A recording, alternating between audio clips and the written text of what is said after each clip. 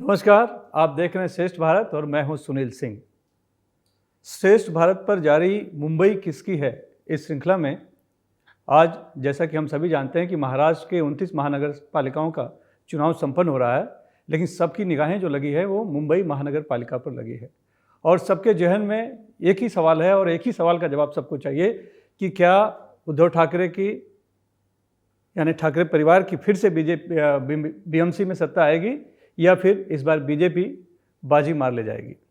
इसी पर चर्चा करने के लिए आज हम श्रेष्ठ भारत स्टूडियो में हमारे साथ हैं वरिष्ठ पत्रकार अनुराग त्रिपाठी जी और साथ में हैं हमारे श्रेष्ठ भारत के एसोसिएट एडिटर इकबाल परवेज, जो कि अभी फील्ड से लौटे हैं, यानी कि ज़मीनी हालात क्या हैं, क्या माहौल है इस आज के जो चुनाव हो रहा है, मतदान हो रहा है, उस पर अपनी जानकारी देंगे। तो आप दोनों का इस चर्चा में स्वागत है। सबसे पहले इकबाल भाई, आपसे मैं जानना चाहूँगा कि आप फील्ड में थे, लोगों को देखा। ऐसे तो फील्ड में हम सभी थे क्योंकि मैंने भी वोट किया है, आपने भी वोट किया है और आपने भी वोट किया, तो हमने सबने अपना पहले तो मतदान का जो अधिकार है उसका इस्तेमाल किया है और अपना नागरिक होने का जो कर्तव्य है उसको भी हमने निभाया है। लेकिन आप फील्ड में आपने देखा तो क्या दिखा, किस तरह का माहौल दिखा? देखिए, फील्ड में मैं करीब 20-25 दिन से रेगुलर हूँ और अलग अलग जगहों पे, अलग अलग इलाकों में, अलग अलग वार्ड्स में लोगों से मुलाकात हुई, लोगों से बातचीत हुई। दो चीज़ें हैं जो मेरी समझ में आ रही हैं, 2-3 चीज़ें। उनमें एक ये है कि ज़्यादातर जनता लोकल मुद्दे को लेकर वोट करना चाहती है। लोकल मुद्दे जैसे उनके पानी की प्रॉब्लम है, सीवर की प्रॉब्लम है, ट्रैफिक की प्रॉब्लम है, मुंबई जैसे शहर में हॉकर की प्रॉब्लम है, क्योंकि हॉकर से भी काफ़ी लोग अपनी अपनी परेशानियां समय समय पर दर्शाते रहते हैं। तो ज़्यादातर लोग लोकल मुद्दों पे वोट करना चाह रहे हैं। एक बड़ा तबका वो भी है जो विकास के नाम पर, जो मुझे दिख रहा है कि वो बीजेपी की तरफ दिखता हुआ, क्योंकि जब आप विकास की बात करते हैं तो उनके चेहरे पे वो बोलते वक्त वो खुद ब खुद वो जो मुस्कुराहट आती है कि भैया हम तो वोट उसी को करेंगे जो विकास कर रहा है, तो वो साफ साफ दिखता है। ये तो 10-15 दिन का ऑब्जर्वेशन बता रहे हैं। जी, आज जी, का बताइए कि आज क्या माहौल रहा है? आज का माहौल ये है कि 10 दिनों में पानी बहुत बह गया है। जी हाँ, वो बात सही है। आज की बात करें तो आज भी कुछ इलाकों में हम गए, जैसे वहाँ पर तो कुछ लोगों को परेशानियाँ नज़र आई हैं, जो वोटर लिस्ट है उसमें लेकर के किसी का नाम है तो नंबर कहीं और है, वो उसमें दौड़ भाग में बहुत सारे वोट्स लोग दे नहीं पा रहे हैं। ये दिक्कतें आम होती हैं जी, सभी चुनाव में तक उम्मन होती है। इस बार तो शाही का मुद्दा बहुत ज़्यादा उठा है। हाँ, शाही लोग बता रहे हैं कि निकल जा रही है, हालांकि हमारी अभी तक मौजूद है, मेरी भी नहीं और निकली है। 3 बार मैं धो चुका हूँ हाथ, अभी तक है। मैं ये जानना चाहता हूँ कि किस तरह का माहौल दिखा। लोग मराठी के नाम पे एक वोट दे रहे हैं, हिंदुत्व की बात आ रही है कि विकास की तरफ जा रहे हैं। लोगों में माहौल क्या है? आपने पूछा होगा ना कि आप क्या सोच के वोट दे रहे हैं, तो क्या लोगों के नहीं, लोगों में ज़्यादातर लोग विकास को लेकर और जो लोकल मुद्दे हैं, जैसा कि मैंने पहले भी कहा, वो आज भी वही है। आज भी हमने लोगों से, अगर 25 लोगों से बात की है तो उनमें 15 लोग ऐसे हैं जो विकास को लेकर ही और लोकल मुद्दों को लेकर ही बात कर रहे हैं। पहले भी, जो मैंने पहले भी कहा कि 20 दिन से, मैं 25 दिन से फील्ड पे हूँ, पहले हो या आज हो, लोगों ने धर्म के नाम पर आमतौर पर इनकार किया है कि वो धर्म के नाम पर, हम मराठी नॉन मराठी को लेकर, जो उत्तर भारतीय हैं, हमें कुछ ऐसे वोटर्स मिले हैं जो उत्तर भारतीय हैं और उनको इस बात को लेकर दुख है कि यहाँ पर उन्हें सताया गया है भाषा के नाम पर, और उनका ये मानना है कि मुंबई की या महाराष्ट्र की तरक्की में उनका भी योगदान है। तो जब वो वोट करने जाएंगे तो वो ध्यान रखेंगे कि वो किसको वोट करने जा रहे हैं। तो भाषा का एक मुद्दा तो है जिसको देखकर तो जनता वोट कर रही है। आपके अनुसार कहीं कहीं पड़ला जो है वो बीजेपी का विकास के नाम पे भारी होता है। जी जी, कहीं कहीं है। आप क्या सोचते हैं? आप भी मतदान करने गए, लोगों से वहाँ भी बात हुई होगी, पूरा देख भी रहे हैं आप। मुझे लग रहा है जैसे मुद्दों की बात करें, है ना, मुझे लग रहा है सबसे बड़ा मुद्दा तो पैसा है। जिस तरह लिफाफे बट रहे हैं, है ना भाई साहब, आप खुद ही आपने देखे होंगे, इतने वायरल भाई साहब, इतने बहुत सारा वायरल हुआ। हाँ, नहीं वो तो, हाँ, लेकिन वो तो पकड़े गए, कैश पकड़ा गया है, उनके साथ हमको सिंबल दिख रहे हैं, सब जो नज़र आ रहा है। क्या साबित होता है वो तो अलग चीज़ होती है, जो सामने पहले कभी नज़र नहीं आया था। सोशल मीडिया की वजह से आप इसके दर्शन कर पा रहे हैं। जो नोट अकेले में चले जाते थे वो वैसे नहीं हो रहे हैं, वो सीसीटीवी पे निकल रहे हैं, अलग अलग चीज़ों पे पहली बार नोट और वो किस पैमाने का नोट है, आप समझिए कि किस स्थिति को आपको लालच किस दिशा का दिया जा रहा है। मैं थोड़ा आपको टोक रहा हूँ मैं, नोट तो सही है, हाँ, नहीं मैं नोट थोड़ा ले रहे हैं, नहीं मैं दे थोड़ा रहे हैं, थोड़ा सा लेकिन मैं वोट थोड़ा कहाँ दे रहे हैं ये नहीं, जानना चाहता हूँ। जब नोट ले लिया जाता है तो वोट एक ही तरफ दिया, कमिटमेंट इतना ठीक है पक्का ना। होता है। हाँ, अगर चारों तरफ से नेता नोट तो बरस कहते हैं बारिश हो रही है तो उसमें नहा लो, हाँ, लेकिन वो ये नेता लोग कहते हैं। 99.99% गरीब आदमी, वही है, जहाँ गरीब जो पैसा- आदमी है वोट देता है। अच्छा, लाड़की बहन का फर्क आपने देखा पिछले चुनाव में, एक महीने में चुनाव थे लोकसभा के, हमेशा और उसके मिलना बाद है। उसको नहीं, हम जमीन उस नोट- आसमान का फर्क हो उसको हम गया। उस नोट से नहीं नहीं, तो वो जो लाड़की बहनें हैं उनको फिर एक खेप अगर मिल गई पैसों की, और पैसे किस तरह के, मतलब रेट पहले 1000, 2000, 3000, 10-10 हज़ार रुपए के नोट भाई साहब एक वोट पर भाई साहब एक घर में बट रहे हैं। तो लालच किस तरह का दिया गया है। तो जहाँ ये चल रहा है, नोट जहाँ चल रहे हैं, संसाधन चल रहे हैं, इस तरह के संसाधन भाई साहब चलते हम पिछले कई बार देखे हैं, है ना। दुर्भाग्य से मैं नाम नहीं ले सकता क्योंकि मुझको झूठ साबित कर दिया जाएगा, मैं उसको साबित नहीं कर पाऊँगा, ठीक है। जब तक मेरे पास वीडियो ना बनाऊँ, ये स्थिति है कि वो नहीं है, तो मैंने वो खेल देखे हैं, खेल होते देख रहा हूँ, और वो बड़े कारगर खेल हैं। कई जगह ऐसी स्थिति है कि चारों तरफ से नोट आ रहे हैं, जनता सब तरफ से ले रही है, तो वो तो हाँ, तो वहाँ संकट अलग है। अब ये मुद्दा क्या है इस चुनाव में? इस चुनाव में कोई मुद्दा है ही नहीं। देखिए, चुनाव में पहले मैं बता रहा हूँ, मैं समझा रहा हूँ, मैं समझा रहा हूँ, विकास, मैं समझा रहा हूँ। विकास का मुद्दा भाई साहब कॉरपोरेशन से जुड़ा नहीं है ना भाई साहब। मेट्रो की ट्रेनों से कॉरपोरेशन का क्या लेना देना है? रेलवे ऐसी हो रही, इससे कॉरपोरेशन का क्या लेना देना है? कॉरपोरेशन है ना, पानी, बिजली, आपकी मल निकासी, गार्डन, है ना भाई साहब, डेथ एंड ये ना, बेसिक एजुकेशन, बेसिक हेल्थ, ये कॉरपोरेशन के मुद्दे होने चाहिए। चर्चा नहीं की इसमें कोई नहीं, यही तो कह रहे हैं। नहीं तो भाई साहब विकास भी आसमानी विकास है भाई साहब, उसका बीएमसी से कोई लेना देना नहीं है। जो नगर सेवक जो आपके लिए काम करने वाले हैं या कर सकते हैं, ये विकास में कुछ भी नहीं योगदान दे पाएंगे। जानना चाहता हूँ कि जब ये मुद्दा बना ही नहीं, तो क्या वोट डालते समय लोग इसको ध्यान देंगे? मैं समझ मुद्दे क्या बनाए गए। ये मुद्दा ये होना चाहिए था, क्योंकि बेसिक एमिनिटीज़ पर अगर मैं समझूं कि अगर मुझे वोट देना हो तो कॉरपोरेटर को मैं जो वोट दूंगा, अपने पार्षद को वोट दूंगा, वो सबसे इंपॉर्टेंट वोट दूंगा। वो लोकसभा और विधानसभा वाले का मेरे कोई लेना देना नहीं पड़ता। सबसे ज़्यादा मेरा लेना देना आम आदमी का पड़ता है, तो कॉरपोरेटर से बनता है। लेकिन दुर्भाग्य से ये सारे मुद्दे कहीं गायब थे। विकास भी कुछ और विकास की बात हो रही थी, जिससे कॉरपोरेशन, मुंबई म्यूनसिपल कॉरपोरेशन का कोई लेना देना नहीं है। मुंबई म्यूनसिपल कॉरपोरेशन 1857 से है भाई साहब, इतनी पुरानी कॉर्पोरेशन वो नहीं है भाई साहब। तो यही मैं समझा, मैं उस पर आ रहा हूँ, मैं आ रहा हूँ उस पर आ रहा हूँ कि क्या मुद्दा हुआ। मुद्दे भी हवाई थे, विकास का भी मुद्दा हवाई था।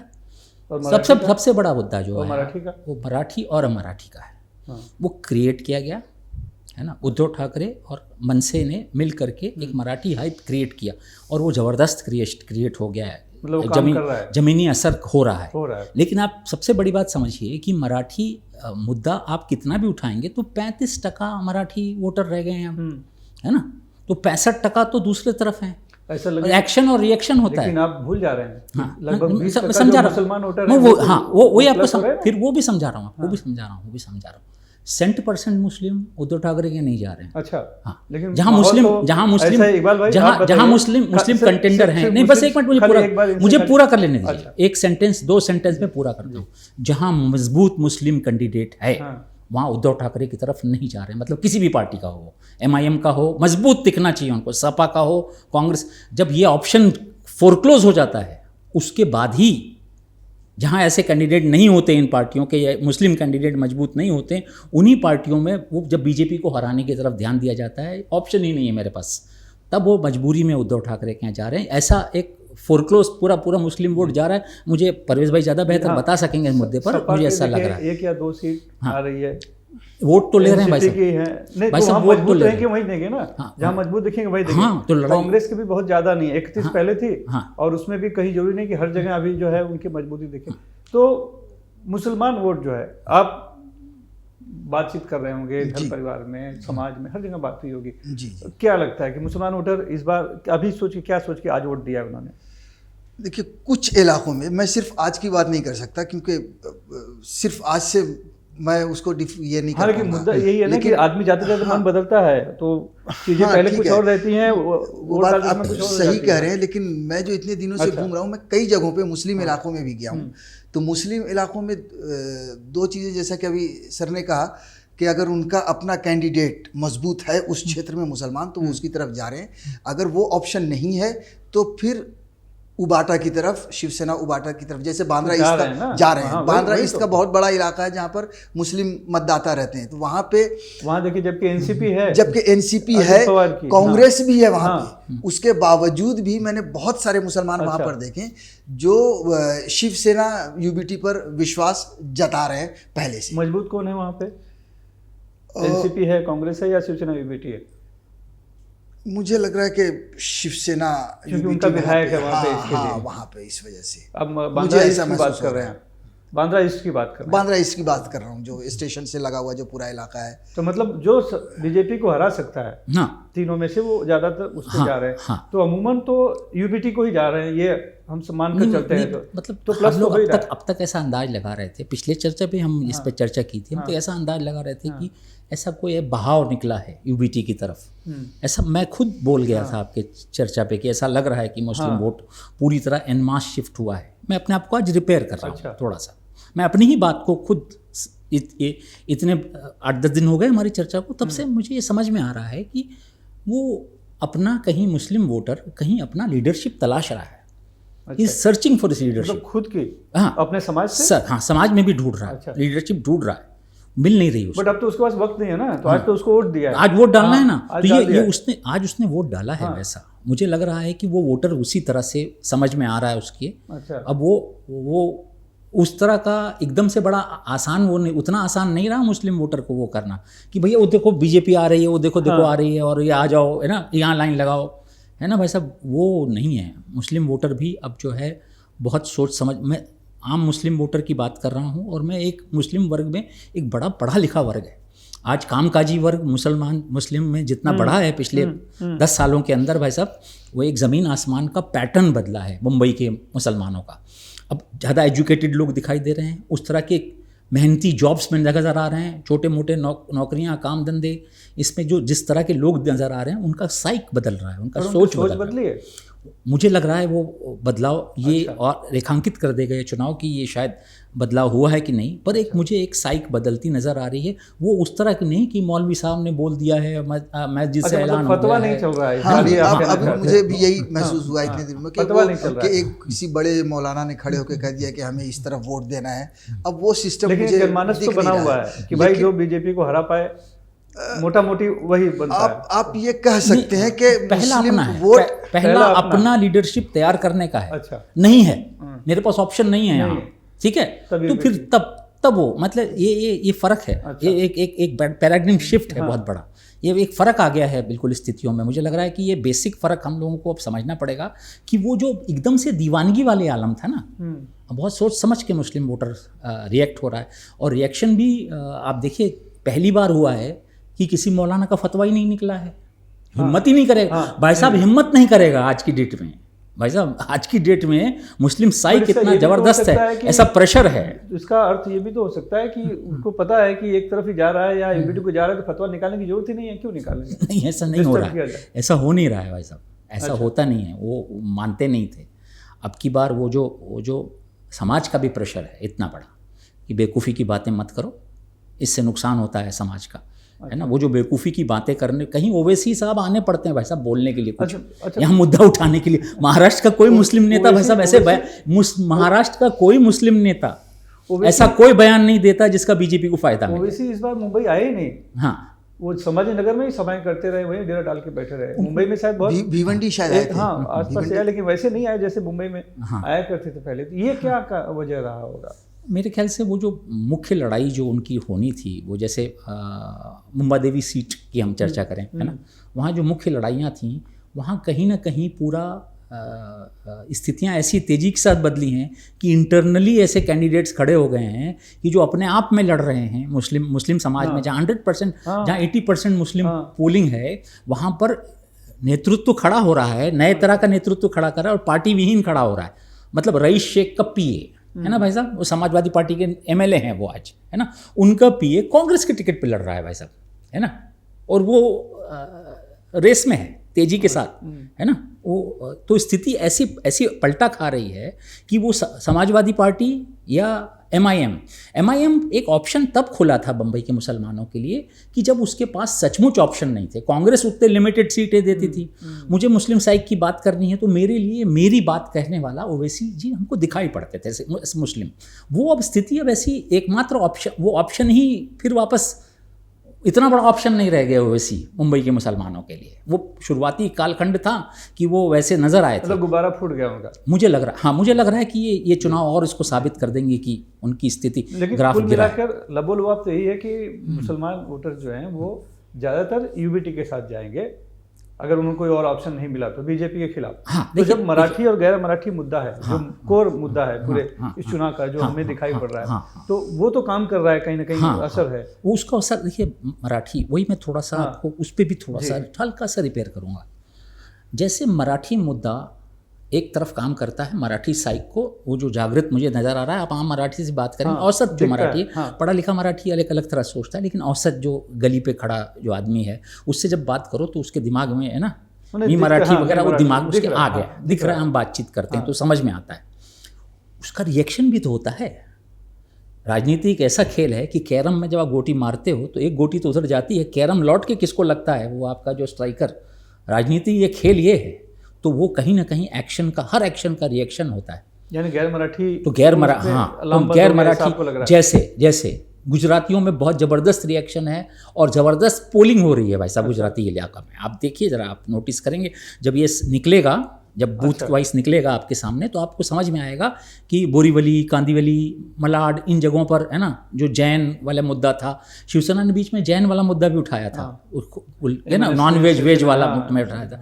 वो सारे मुद्दे फिर से जीवित करके एक अलग तरह का माहौल, रिएक्शनरी माहौल एक यहाँ पर भी खड़ा है। बीजेपी बेहतर कर रही है, क्यों आज की डेट में दिख रही है, कम से कम बेहतर करते हुए, मतलब आज पिछली बार से आपको लग रहा है, ऐसा लग रहा है। क्यों बीजेपी बेहतर तो है? क्यों ये है कि कुछ तो वो मराठी, कुछ उन्होंने खुद मराठी मुद्दे को लड़ाई की। उन्होंने जैसे उन्होंने अपने मेजर सबसे बड़ा चंक शिंदे और बीजेपी का मराठी वोट, अगर 30% वोटर मराठी हैं तो ये 80-90 कैसे हो गए, है ना भाई साहब।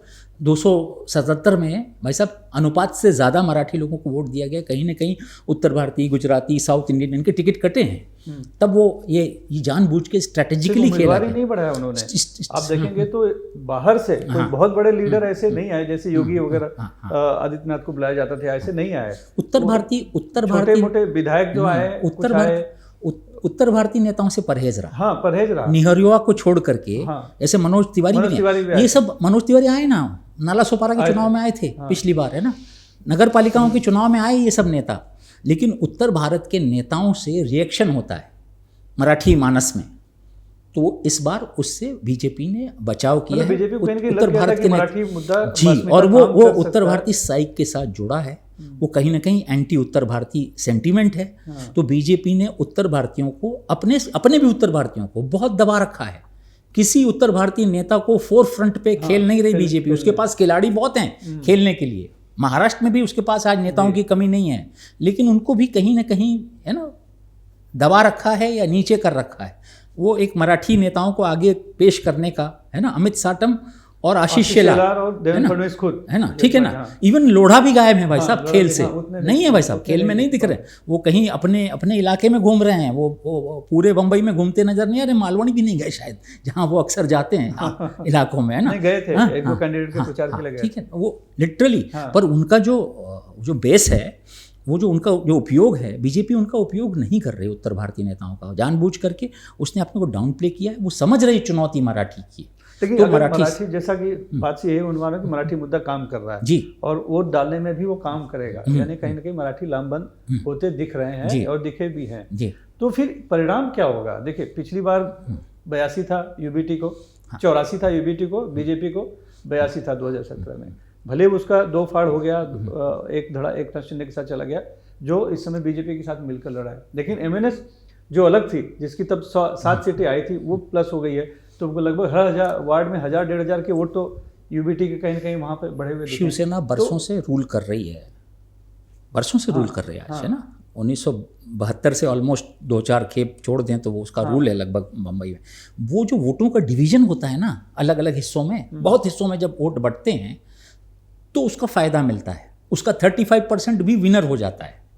अगर वो 35% या कुछ लोग, सेना की शाखाएं होती हैं, उस शाखाओं में बहुत लोग जुड़े रहते हैं उससे, वो खाली मराठी नहीं रहते, वो रोज़ के उनके कार्यक्रमों में शामिल, उनके जो अलग अलग सांस्कृतिक आयोजन हैं उससे लेकर के स्पोर्ट्स आयोजनों से लेकर जुड़े रहते हैं लोग। तो वो जो लोकल नेता जो होता है वो उनको कई बार उसका फ़ायदा मिलता है, तो वो फ़ायदा शिवसेना को मिलता रहा है। ये अलग बात है कि इस बार जो मेजर नगर सेवक थे बरसों बरस के, वो शिंदे साहब, एकनाथ शिंदे के साथ चले गए हैं, तो मेजर नुकसान हो चुका है।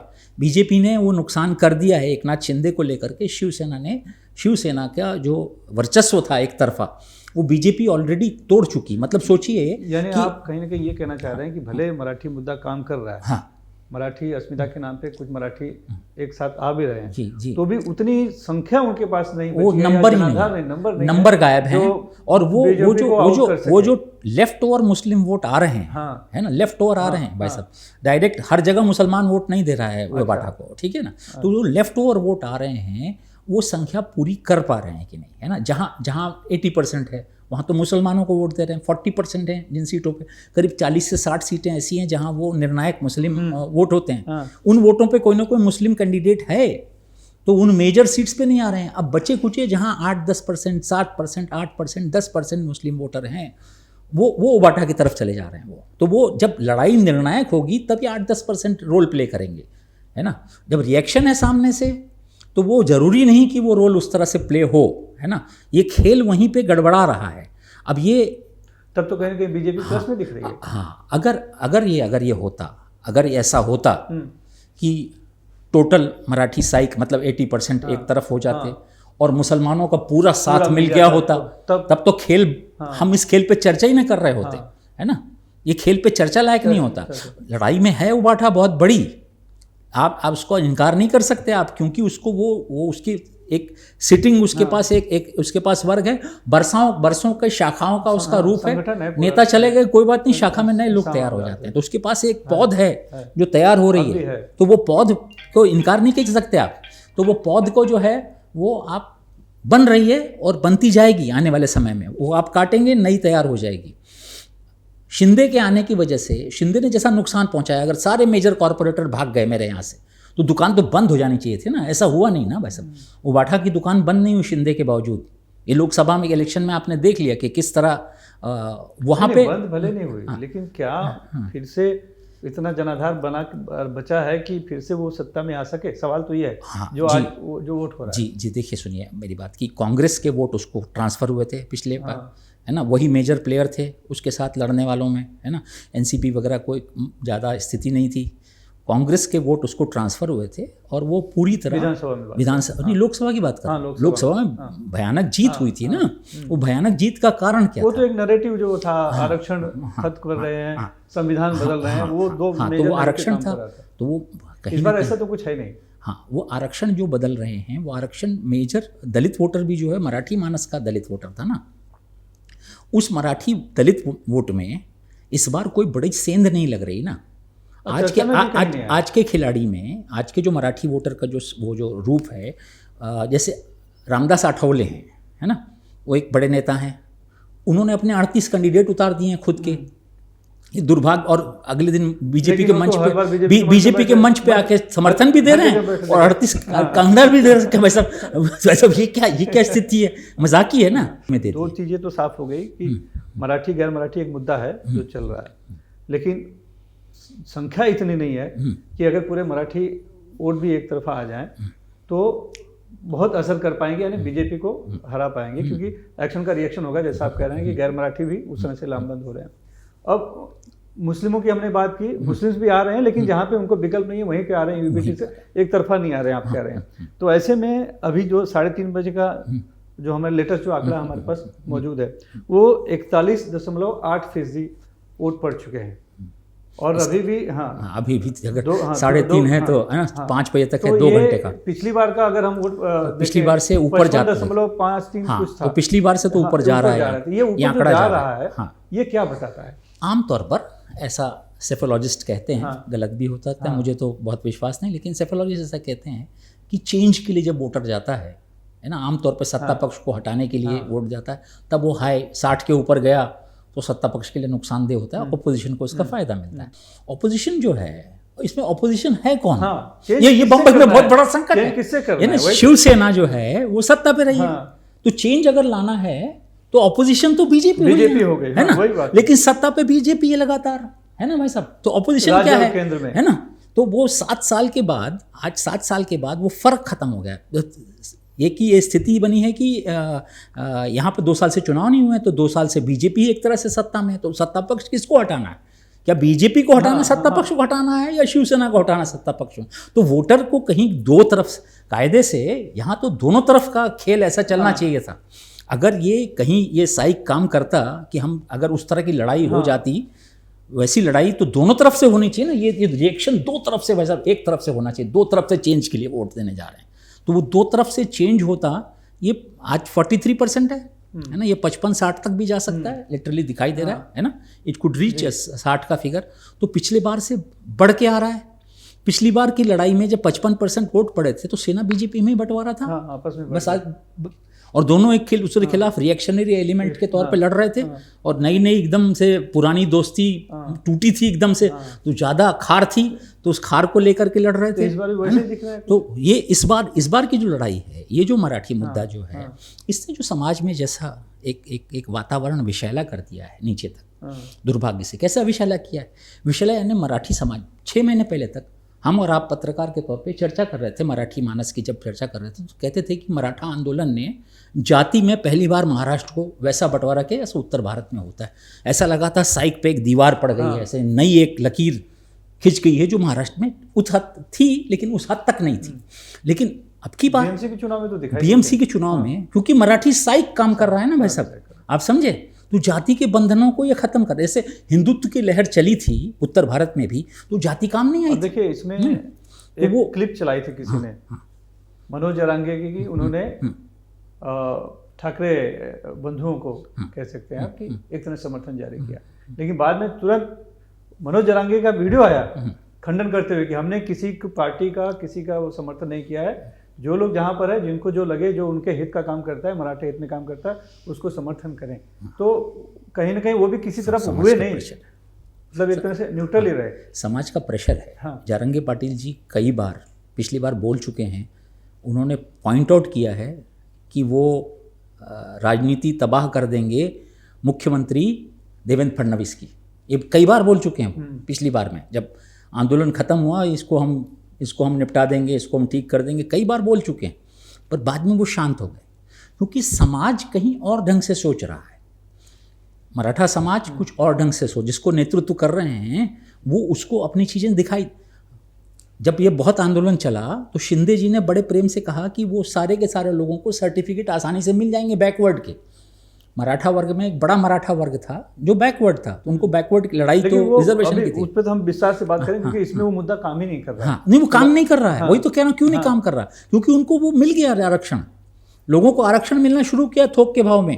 बैकवर्ड का वो जो स्थितियां जो हैं खराब हुई हैं, तो रिएक्शन होना चाहिए था बैकवर्ड कम्युनिटी में, लेकिन बैकवर्ड के सारे नेता बीजेपी के साथ में हैं, तो वो सब चुपाई मार बैठे हैं। छगन भुजबल जो बिल्कुल दहाड़ रहे थे, वो वाटर डाउन हो गया आरक्षण, और कुछ भी नहीं बोल पाए, है ना, लिटरली। तो वो हालत ऐसी हो गई है कि वो सारे मुद्दे भी नष्ट होते दिखाई दे रहे हैं, और एक अलग साइक, जैसे हिंदुत्व का जब मुद्दा आया था तो उत्तर भारत में भी जाति जो बहुत प्रमुख चीज़ थी वो खत्म हो गई थी। तो वैसे ही जो मराठी का मुद्दा है, पहली बार, है ना, एक मराठी मानस को ओवर जाति वर्ग से भी ऊपर इकट्ठा कर रही है एक, तो वो दिखाई दे रहा है हम लोगों को ऑन ग्राउंड लेवल। मराठी किसके खिलाफ? देखिए बीजेपी के तीनों जो प्रमुख चेहरे हैं वो खुद मराठी हैं, ज्यादा कैंडिडेट उन्होंने भी महाराष्ट्र को दिया है। उनको आज से तो मराठी मुद्दा उनको पिछले 7 साल से मालूम है कि उनको लड़ाई उबाठा से लड़नी है, शिवसेना से। सारी प्लानिंग उस तरह से चाहे बैठाए गए। उसके पहले तो लोढ़ा जी थे अध्यक्ष, है ना, वो तो बदले गए, उन्होंने कोशिश करके वैसा किया। उन्होंने पहले शेलार को बिठाया, फिर उन्होंने उसके बाद फिर अब अमित साटम को बिठाया। वो चेहरे बिठाए जाते हैं, दिखाने के लिए रखते हैं। कांग्रेस बरसों तक मराठी मुद्दा फिर कैसे काम कर रहा है, क्यों काम कर रहा है, वो एक बात है। अगर कर रहा है मराठी मुद्दा जो है वो साइक से बरसों तक एक चीज़ ये होती है कि जो युवा है उसको लगता है कि मेरी नौकरियां मुझे मिलनी चाहिए, ठीक है, मेरी नौकरियों पर आघात हो रहा है और ये बाहर के लोग आते हैं हमारी नौकरियां खा जाते हैं, इसलिए हम बेकार हैं। बरसों से, आज की ये शिकायत नहीं, 1966 में शिवसेना इसी मुद्दे पे बनी थी, ये एक तरह से इसी मुद्दे पे बनी थी शिवसेना। एक नैरेटिव है ये भी, ये मुद्दा जो काबिल है सभी को मिल रहा है, अगर है तो काबिल तो नहीं, वो काम करते ही नहीं है ना भाई साहब। जो उत्तर भारतीय काम करते हैं वो मराठी आदमी नहीं करता, इसलिए उत्तर भारतीयों को आना पड़ता है। 2000 रुपए में पूरी शिफ्ट पे वॉचमैन कौन बनेगा मराठी आदमी भाई साहब? नहीं बनता ना भाई साहब, आप समझे, वो नहीं बन रहा है, उसकी नौकरियां नहीं ले रहे हैं, है ना। लेकिन ये मुद्दा विश्व भर में चलता है। ट्रम्प वहाँ बोल रहे हैं भाई साहब कि आपकी नौकरियां खा रहे हैं भारत से आने वाले सब हाईटेक लोग हैं, उस लायक के आदमी नहीं है। हाँ, बड़ा एक अच्छा था सुजात जो अंबेडकर हैं, प्रकाश अंबेडकर के बेटे, उनसे एक पूछा गया था ये कि जो ठाकरे बंधुओं का मराठी कार्ड है मुद्दा, उसको क्या देखते हैं, तो उन्होंने कहा था मैन्युफैक्चर्ड मुद्दा है, ये कोई मुद्दा है नहीं। तो अगर आप कह रहे हैं कि ये मुद्दा है तो सिर्फ वही मैन्युफैक्चर्ड ही है, सिर्फ एक डर है, एक भय है कहीं ना कहीं बना हुआ, असल में है नहीं। ऐसा देखिए, शिवसेना बहुत डाउन चल रही थी, पिछले आघात से उबर नहीं पा रही थी, विधानसभा को जो आघात है उसे उबर नहीं पा रही थी। ऐसे में शिवसेना की जो लोअर जो कार्यकर्ता थे उनका मानस बड़ा ढीला हो गया था, और आक्रामकता की, आप जानते हैं उद्धव ठाकरे उतने आक्रामक नेता नहीं है जैसे चाहिए। राज का आ जाना उसने एक तरह का बूस्ट दिया है लोकल कार्यकर्ताओं के बीच। अब वो गैंग निकलता है तो वो मनसे वाला लीडर आगे चलता है और पीछे जमात ये वाली शिवसेना की रहती है। आप देखिए जहाँ जहाँ आप जहाँ रोड वाले जो इंसिडेंट हो रहे हैं मारपीट के, वहाँ किस तरह के वीडियो हैं, उनका रूप अगर आप देखेंगे तो वो जो ज़मीनी ताकत जो है ना भाई साहब, वो ज़मीनी ताकत एक अलग तरह से काम करती है। वो शिवसेना का जो एक तरह का एग्रेसिव एटीट्यूड जो है चुनाव लड़ने का, वो एग्रेसिव एटीट्यूड भाई साहब अभी आया नहीं है। अभी नहीं, ये सब ठीक है, मैं कह रहा हूँ वोट में परिवर्तित हो पा रहा है क्या, और अगर परिवर्तित भी हो रहा है तो उसका परिणाम क्या दिख रहा है आपको? भाई साहब देखिए भाई साहब, ये परिणाम जो ये हम अभी तो एग्जैक्ट, क्योंकि ये सब कुछ हो रहा है हमारे लिविंग जीवन कालखंड में, जिस तरह का ये गणित है, ऐसा गणित तो इससे पहले आया नहीं है ना, तो सब कुछ नया हो रहा है। आप समझिए कि हम सब पत्रकार घटना होने के बाद उसको एनालाइज करते हैं। काम भी कर रहा है, मराठी साथ में भी आ रहे हैं, लेकिन इतनी पर्याप्त संख्या नहीं हो पा रही। आप कह रहे हैं कि अगर वो साथ में आते हैं तो भी नहीं बना पाएंगे। तो कुल मिलाकर बड़ी तस्वीर तो यही बनती है कि बीजेपी को ही फायदा कहीं ना कहीं है, या बीजेपी ही नंबर 1 पार्टी रहेगी। आज की डेट में एक मानक कभी माना जाता है ना, तो सटोड़ियों का मानक माना जाता है। सटोड़ियों का मानक क्या चल रहा था 2-4 दिन पहले तक, बीजेपी को 180 सीटें दे रहे थे 277 में, वो बीजेपी और शिंदे मिला करके।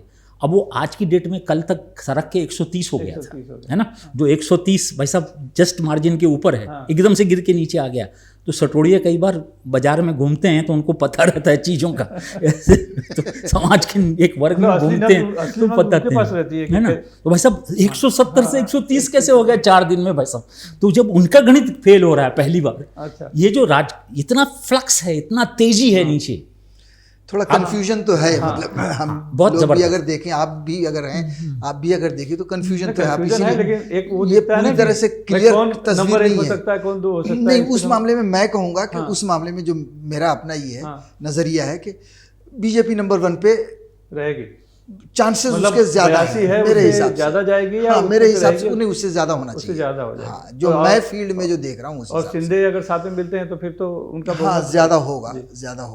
बीजेपी उतनी सीटें लड़ नहीं रही है असल में कि वो अपने बूते पर सरकार बना सके। फिना शिंदे के समर्थन के शायद सरकार नहीं बना पाएंगे ऐसा। 137 सीटें कुछ 137 सीटें लड़ रहे हैं। अंडर 80% का कुछ अगर रेट 90% का रेट हो जाए तब तभी होगा ना वैसा। तो 90% का रेट, लेकिन बिना शिंदे के बनाने की बात ही नहीं है। हाँ, तो वो शिंदे के साथ ही बना रहे हैं, लेकिन वही बनाएंगे ऐसा लग रहा है। गणित ऐसा है ना।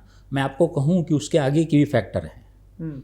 अजित पवार की 5-7 सीटें नीचे आ रही हैं। अच्छा, 5 से लेके 10 सीटें आ रही हैं। हाँ, तो वो आरक्षित है ना भाई साहब। भाई साहब नवाब मलिक का परिवार आ जाएगा शायद उतना ही है भाई साहब। वो तो दिख रहा है ना। हाँ। कुछ कुछ नीचे कुछ ऐसे चेंजेस नज़र आ रहे हैं अच्छा। कि लड़ाई में है ना, 10 जगह लड़ाई में है। तो वो किधर जाएंगे? 2 4 5 तो वो कहाँ जाएंगे भाई साहब? घी कहाँ गिरेगा? तो थाली में कहीं भी गिरे भाई साहब, खिचड़ी तक आएगा। तो ये कहीं ना कहीं तो अगर सब नवाब मलिक वो ऐसे बोलेंगे, अछूते नहीं रहेंगे।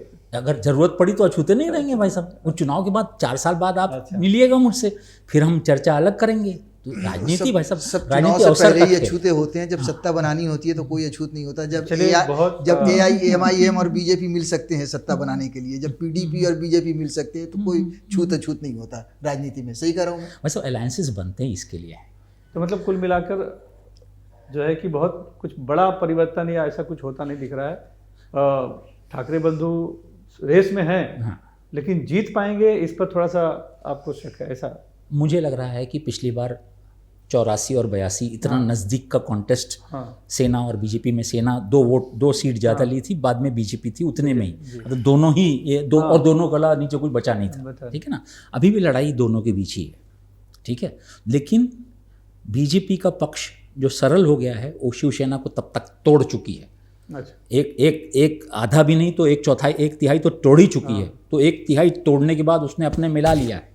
तो खेला जो है वो, और वो हर वोट पे जहाँ शिंदे का कैंडिडेट लड़ रहा है, वो जीते न जीते उस वोट पर यूबीटी के कैंडिडेट को पट के नहीं तो दे ही रहा है वो, है ना, उसके वोट काट करके जहाँ लड़ रहे हैं। बराबर। तो उसको जो मेजर सीट लड़ा रहे हैं, 84 में से कितना कम हो जाएगा? 40-50 आएगी ये तो एमएनएस भी आएगी। हालांकि आशीष शेलार ने दावा किया कि 50 सीटों पे एमएनएस का जमानत जब्त हो रही है, लेकिन ऐसा लगता नहीं है।